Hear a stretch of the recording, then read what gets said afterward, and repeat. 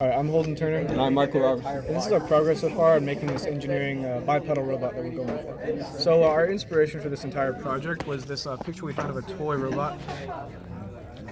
Basically, it's very simple, and it has 6 servo motors for the legs, and it has arms as well, but we're not going to include those because it's not a part of our project specifications.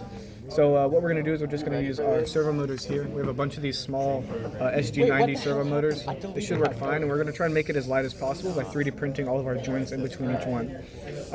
Combined with this, we're going to use our ultrasonic sensors for distance management, and we're going to combine 2 of these with a stepper motor.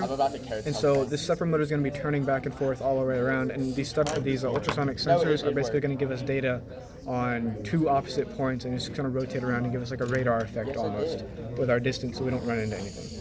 We're going to control our stepper motor with just one of these small 5-pin stepper motor drivers, or 4-pin stepper motor driver. And Michael so far has been working on the servos.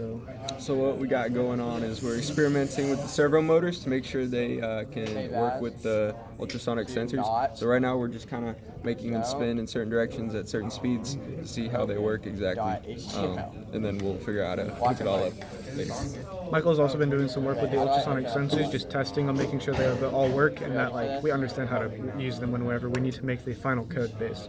In addition to just having a basic idea for the robot, we have some small piezos, and we're going to get some LEDs in a minute or later in the project so that we can give responses back to whoever's using it or whoever is observing the robot, so you kind of know what's happening whenever you're using it, because it needs to be wireless or autonomous by itself.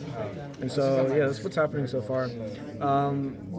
I've started working on the models for the servo motor and the stepper motor so that it's easier for us to basically model everything, so we have an exact dimension for all of the things and we can put it all together easily. And that's basically it so far. See you tomorrow.